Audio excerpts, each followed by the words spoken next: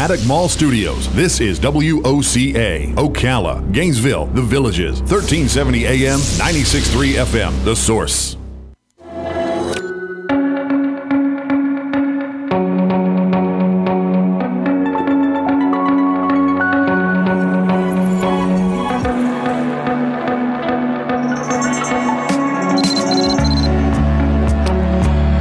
Thank you. 25 minutes before 10 o'clock. It's Friday, Robin. Friday. Yeah, it is. Woo!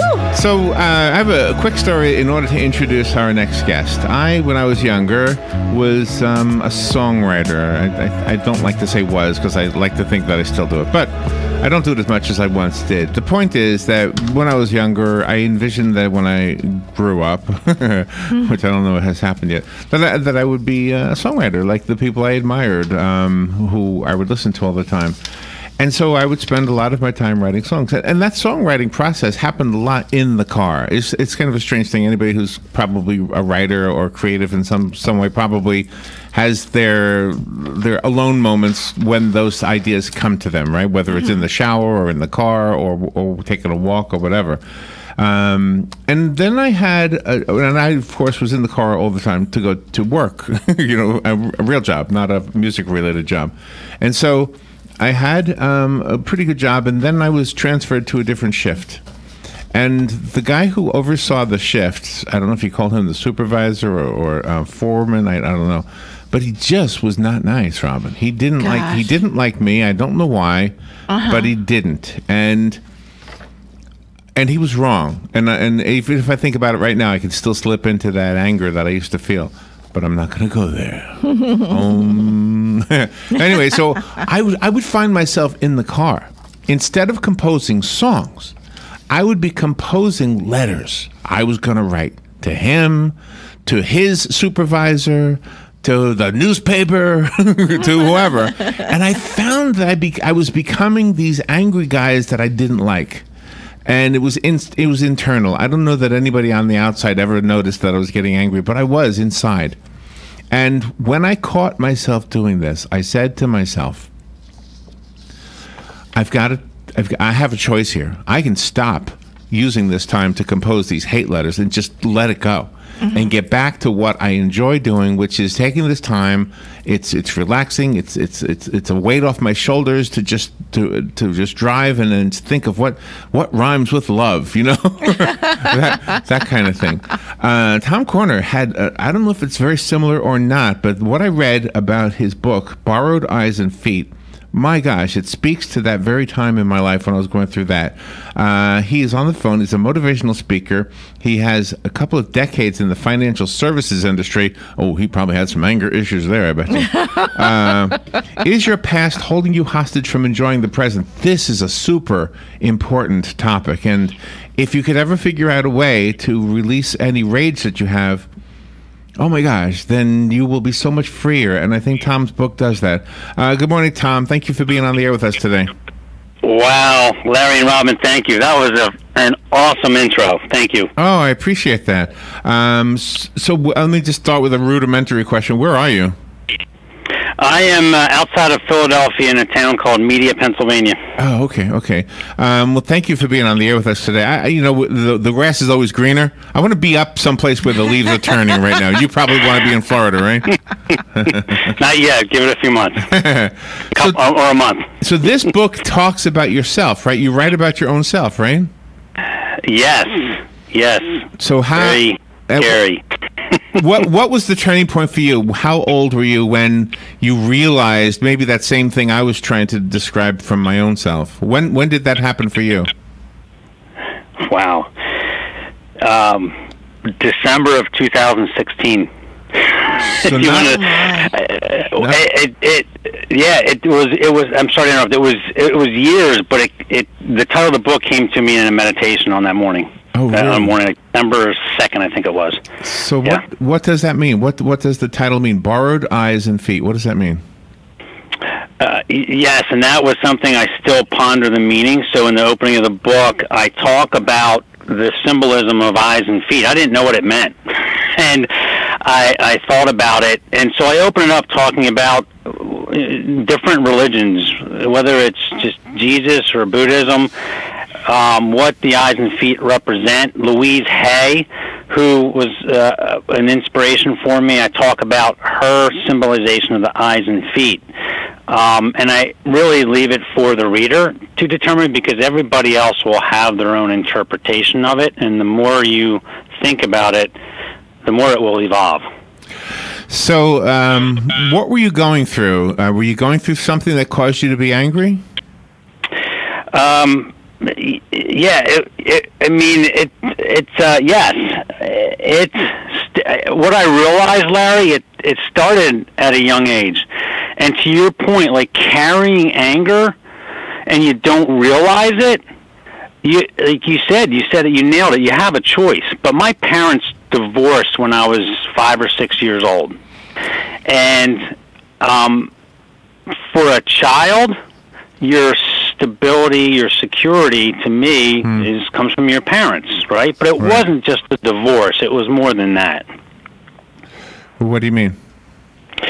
So the divorce obviously represents that stability being in jeopardy. Right. But the events after, to your point, the gentleman you worked with, what a jerk, right? Right. So the adult figureheads that came into my life, step-parents, and this is, I understand it now, is, okay, well, I'm looking for love, and I need to find it. And now my parents have to rebuild their life, and so I'm not getting that love that I had to before. So as a child, the only way to reach out is by acting out.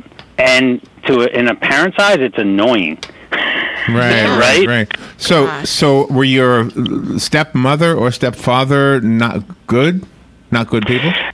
Well, and no, they were wonderful people, but and again, your opening was spot on. It was my perspective, and it was their perspective on the world. Okay. And I believe that I was trying to get that love and acceptance from them, and they weren't ready to give it, because if they're rebuilding their life or their past is whatever it may be, which maybe held them back from loving, that they weren't ready to accept me or my brothers. So were you at one point contemplating suicide? I fantasized about it. But what happened was I never attempted it, but it's something that you thought about. Yeah, sure, absolutely. But something just said you're not doing it. But what happened, Larry, is that expression of trying to get attention as a kid, when I ended up being a teenager or a young adult in high school and in college, it turned to cutting and burning myself with cigarettes. And there's millions of kids that do it. Oh my gosh! Wow. Right. Yeah. So, can I ask you about the audience part of that? Because I've heard of people who do that before. And do you do that if you don't think anybody's ever going to see it? At the time, it was just an awful thing. But yeah, you do not think like, oh, geez, these will be visible. You really don't think about that. Okay. You don't think about being visible. But once they're there and you carry them with you, it reminds you of your past. So what were you reaching out for when you couldn't get what you needed from your step-parents and your parents, it sounds like? Were you reaching for something to take the place of that? And it could be anything. I mean, it could be food, or it could be drinking, or lifestyle. Did you reach, or like a religion or something? Were you reaching out for anything? You mean by reaching out to find an answer, or just reaching out to get acceptance? Well, maybe they both come in one. I mean, religion sort of kind of does both. If some religions, anyway, I guess. I mean, it's supposedly it's the answer to everything, and supposedly it's also the all-embracing love that we all want. Yes. So I carried the anger inside. I expressed it in ways that weren't healthy physically or mentally. And in the meantime, life goes on, and I built a career, and things were okay. But inside, Larry, I still hurt. And I said I knew that I couldn't carry it and I did have a choice. I didn't want to live this life of anger any longer. Right. Or No, I could, good for you. Or to your point, I could just say, you know what, I'm going to take a chance, and I'm going to love. And I'm going to be vulnerable and share this with people who don't think they have a choice. And people think that's scary and weak. That's your strength. And you found it. Good for you. Yeah, absolutely. You hit it on the head. So what did you do for a living? Can I ask? What was your job at that time? Well, the last 20 years in financial services, I've been in account management or relationship management. So, that's right. Yeah, that's right. Yeah. So I worked for insurance companies representing their annuity products, and I called on some of the nation's largest banks and broker-dealers. Sometimes when things happen and there's more than one person, more than one child, such as yourself, did you and your siblings form an alliance, or did you all react differently? Awesome question. I asked my oldest brother that because I wasn't sure I was going to publish this. I wrote it, and I said to him, why did I handle it this way? Why didn't you? And why am I so angry? And he looked at me and he said, I'm angry, but he just handled it differently. And it's not anger. I love my parents. The love that they had and have has never wavered. But what happened was I didn't get what I needed, so I pushed it away, and I closed off the door. So no matter how much and how they decided to love me, I wasn't receiving it. I pushed it all away. And so my brothers, we don't really talk about it, but they didn't handle it like I did. I was just on the extreme. Oh, I see. Were there things that you were striving for that made a difference, at least temporarily? Goals in life, maybe buying a house or a new car, or having a girlfriend or a significant other. Were those things contributing to you being less angry in any way? I thought they would. Yeah. I had a good career. I have an amazing wife and 3 beautiful daughters, and that's what happens being human. We look for that fulfillment in these things, right. And it's fascinating because I'm not making light of this, but you look at Anthony Bourdain, Kate Spade, Chris Cornell, who was a hero of mine, singer of Soundgarden. They all left this world, right. And they apparently were super successful. So why? And what really happened was, all along, you talked about Automobile University in my eyes when you opened this up, Larry. Right. Zig Ziglar talked about Automobile University. For 20 years, I drove around in my car listening to Zig Ziglar, Jim Rohn, Wayne Dyer, but I didn't understand it. And I would be so annoyed because they sounded so at peace, and I would be so angry I couldn't understand it. Are you, in the back of your mind, are you scared now that that same thing might happen to you? You would split with your wife, and then your daughters would go through? No, I'm not. Of course, yes, as you write this, you say, oh boy, am I creating my own fate? But the big part of it, Robin, is actually people, right? So a lot of this has to do with all these wonderful influences in my life. Eckhart Tolle is an amazing person. I engrossed myself in A Course in Miracles, and I have someone in my life I call a life coach, who she always says, I'm just holding the focus for you. So my whole perspective has changed, right? And so, but every now and then, the subconscious, who's trying to keep me safe, says, hey, well, this could happen. But everything shifted. Right. But I needed people that I was angry at the world, but I needed people to help me. Going back to your the part of the conversation where you didn't understand what the Tony Robbinses and the others are saying, What changed so that you do understand what they're saying now, or is that easy to articulate? Well, it's in a society, in a world of instant satisfaction and gratification.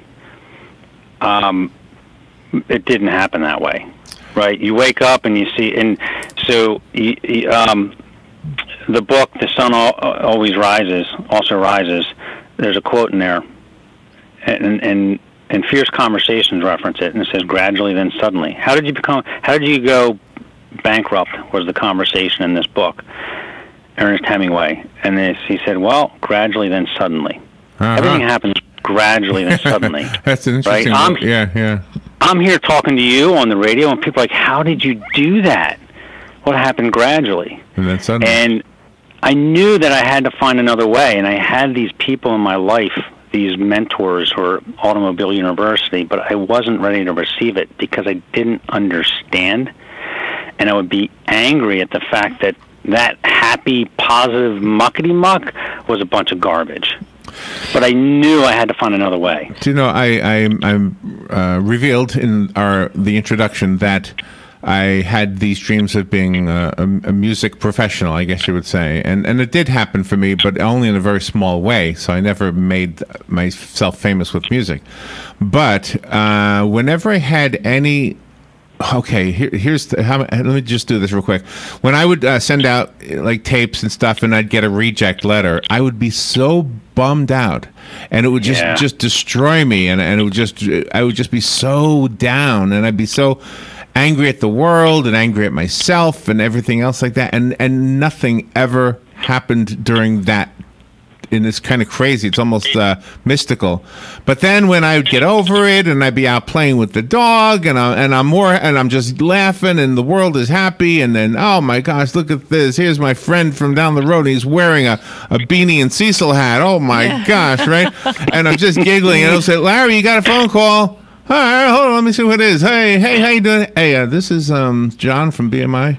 Whoa." Really? And so it was like I observed this thing that the good news came to me always when I was in a good frame of mind. It never came when I was praying for it. It always came after I prayed for it, and I forgot about it. Yes. Isn't that crazy? So true, but you're right. And I would challenge anybody listening, do things create our thoughts, or do our thoughts create things? That's a mystery. Right? Yeah. I think you guys were talking prior to this segment about electricity or light. Right. Yes. People think of this, and then they create it. I'm on a radio show. I could very easily do it from a cell phone. I can do my banking, everything from my cell phone. That was just... that would have sounded insane 20 years ago. Right. So, but you're right. Here's an example. I had a dog, Mason, who passed away, but Mason was an awesome dog. But whenever I walked into the room and I was mad, I did not need to say anything. I would just sit on the couch, and I was mad. Mason would just slowly get up and walk out of the room. Oh, wow. Oh, wow. And I didn't say anything. He could pick it up, but it's energy. And so we get rejection letters, and it's a matter of our self-talk. I hate myself. I'm a loser. I'm a failure. Yeah. Right? Yeah. But if you say, well, why did that happen? Is that really true? Am I a loser and a failure? No, they're just not ready to receive me yet. Somebody else will be. And this opened my eyes in chapter 3 of the book, when I went to my niece's elementary school and my daughter's and spoke about my second children's book, Positive Thoughts and Positive Life. And I tell a story about my daughter. But the self-talk that these kids had was all negative. I'm dumb, I'm bad, I'm stupid, because my daughter got one word wrong on a spelling test. And so to your point, Larry, is if I'm brought up that way and I don't understand it and how to change it, I'm going to defeat myself. And I'm not going to be able to do maybe all the things that I want because I don't know how to interpret or digest what I'm thinking. You are a real philosopher, and I think your book is going to really help a lot of people. The conversation is something both Rob and I are loving, but we're almost at the end, and I wondered if you have any shortcuts, any tricks that help. Pay attention. Pay attention. Pay attention. Wherever you're at, pay attention. However you react, where does it come from? It comes from your past, it comes from your thoughts, and you can change it. But you have to be persistent. It's not going to happen instantly. Be persistent and find someone that can help. And that's a really good piece of advice, because the hardest thing when a relationship ends is letting go. If one person wants to end the relationship and the other one doesn't, I mean, how many times does the person who doesn't want the relationship to end ask the other person to change their mind? And it's always, no, I'm not going to. Absolutely. And that's why I wrote the book, because I wanted to be able to figure out why, and why not let other people figure out why? If I can help, then I would love to help. That is wonderful. I've loved this conversation. So the book is called Borrowed Eyes and Feet. It is written by our guest Tom Corner, but on the cover you have T.E. Corner, so the listeners need to know that, right? Yes, T.E., Thomas Edward. Okay. So if you go to Amazon, I did find it on Amazon. Do you have another website you want to recommend? Thank you, sir. Yes, you can visit my website, tomcorner.net, C-O-R-N-E-R, tomcorner.net. Okay. So real quick, I want to tell you something that happened that helped me. It was back in those days, that same job I was talking about. They had just paved the parking lot. And so I was walking out on the new pavement, and a piece of grass was growing through this new pavement. Pavement is like 1,000,000 degrees when they put it down. So I was thinking, how is it possible that anything lived to survive that? And I said to that piece of grass, I said, oh my gosh, you didn't have enough information to make you believe or disbelieve that you could do this. And you did it. You went through the pavement. You went through it. And I'm thinking, if that piece of grass could do that, I could do that. I can get through the pavement. Yeah. You are here for a reason. And I think you are reaching that which you were meant to reach, I think, Tom. Thank you for reaching out to us to talk about this. All right. Well, thank you. The book, again, is called Borrowed Eyes and Feet. Did you say your website was tomcorner.net? Yep, tomcorner.net. Okay, tomcorner.net. Okay, excellent. Tom, thank you for being on the show with us today. Love you guys. Thank you so much. Stay well in Pennsylvania. Yes. Bye-bye. We'll be right back.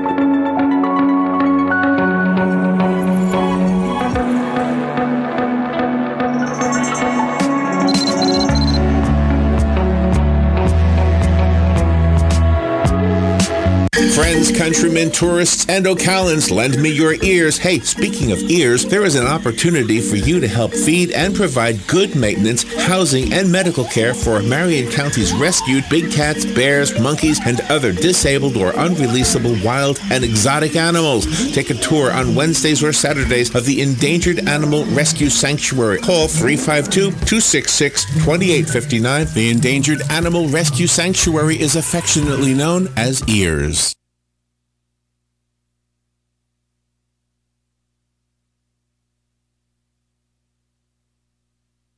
Ocala Business Leaders Incorporated is a group of independent local firms providing a wide range of quality goods and services. Each firm strives to maintain the highest level of professional integrity and 100% customer satisfaction. When you're looking for goods and services, call a member of the Ocala Business Leaders, and we are confident you will be pleased with the results. If you are interested in becoming a member of the Ocala Business Leaders, join us at the Ocala Elks Lodge, 25th Avenue in Ocala, any Wednesday at 7 a.m. and enjoy a breakfast on us. For